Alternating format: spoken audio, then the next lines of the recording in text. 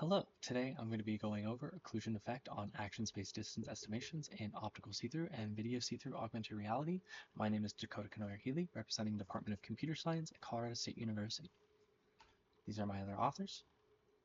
And to get started, the differences between optical see-through and video see-through, the main difference being that optical see-through uses lenses which allow you to see the real world, while video see-through shows the real world on a screen.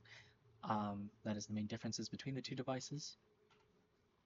In terms of depth perception in augmented reality with optical see-through and video see-through, um, Adams et al. Tested the difference between the devices with depths and shadows in action space and found that video see-through is underestimated compared to optical see-through.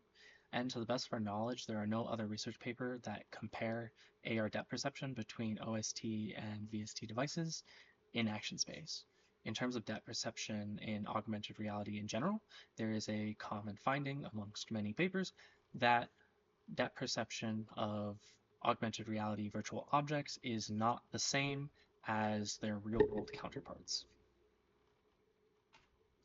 Depth perception with occlusion, there have been studies mostly focusing in the near field with examples of surgery or testing visualization techniques to improve depth perception, and these studies commonly find underestimation.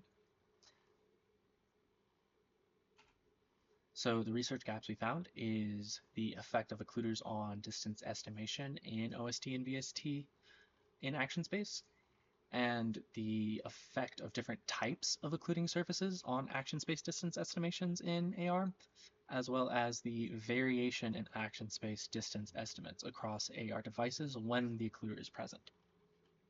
So to deal with those gaps, our research questions were split into two experiments. Experiment 1 asks, how does an occluder affect the action space distance estimation of a virtual object? And do optical see-through and video see-through devices differ in action space distance estimation, considering occlusion or its absence? For experiment 2, we asked, how do realistic and lower saliency occluders impact action space distance estimation? And do optical see-through and video see-through AR devices differ in estimating action space distances under low salient and realistic occlusions? So for experiment 1, the experimental stimuli and task were the same for both experiments. The experimental stimuli was a inverted rotated pyramid at eye level, and we used the common depth estimation tasks of blind walking and verbal report for the study. For variables, we had actual distances of 1, 2, 3, 4, and 5 meters, and we had a variable of occlusion on or off. If you look to the right, you can see a checkerboard curtain and a hallway. Those were our on and off conditions. And then we used two devices, the HoloLens 2 representing optical see-through and the MetaQuest 3 representing video see-through.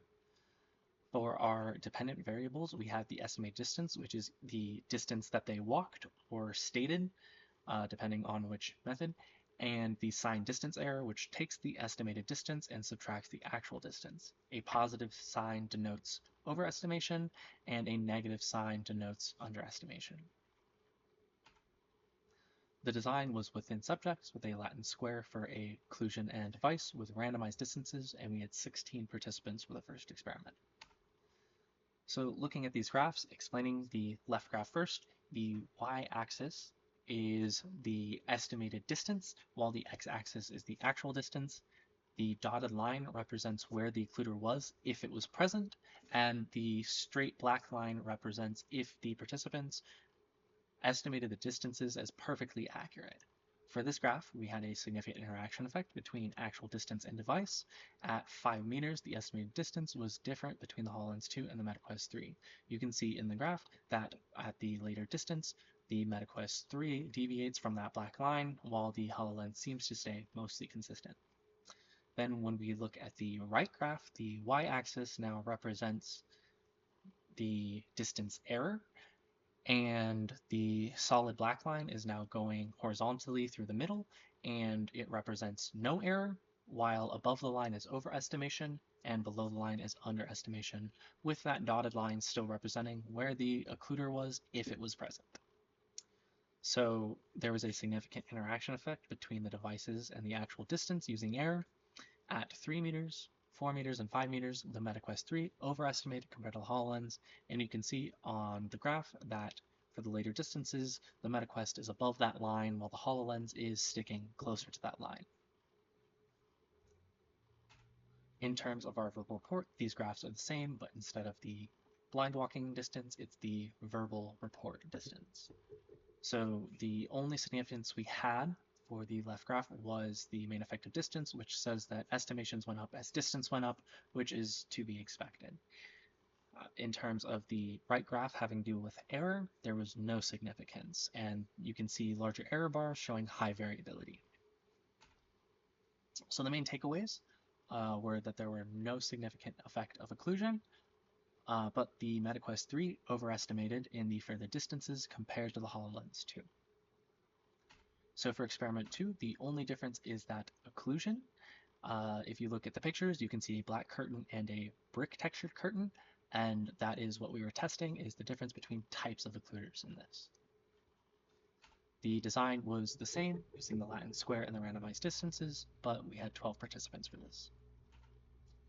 So for our blind walking, these are going to be the same graphs as for experiment 1 in terms of interpretability, the only difference being the dotted line now represents the occluder because the occluder was always present. There's a significant interaction effect between the actual distance and the devices in terms of distance estimation. And at 5 meters and 4 meters, the estimated distance was different between the HoloLens 2 and the MetaQuest.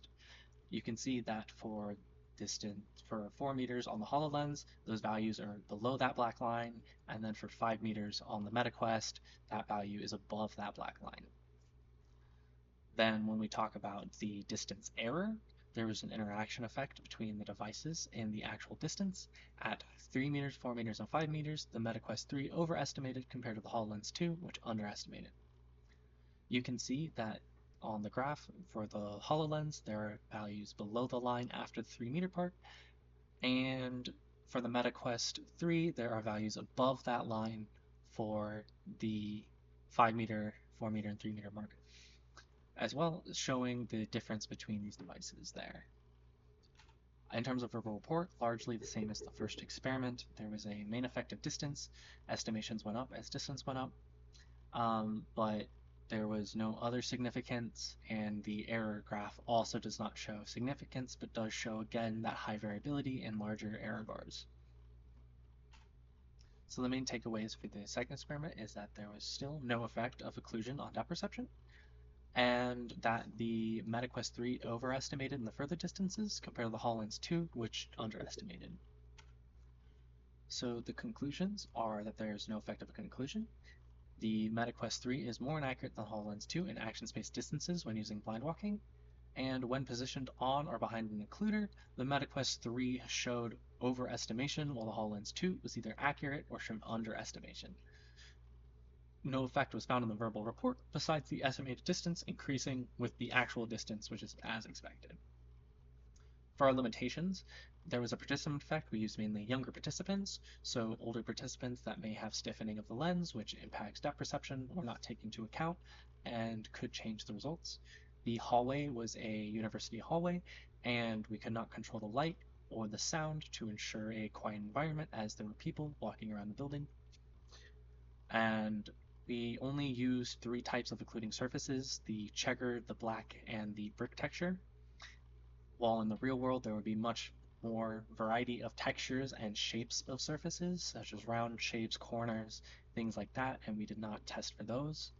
And then in terms of our baseline condition, we were focusing on the occlusion effect in augmented reality, so our baseline we considered was just the absence of an occluder. Since you can't do X-ray vision in the real world, there's no way to see an object behind another object. So we consider that our baseline, but another study might take the no occlusion condition and then also do real objects as well. But we figured that since there's so much literature already showing the non-vertical nature, that we did not have to, again, prove that. Thank you for listening, and that is all from me.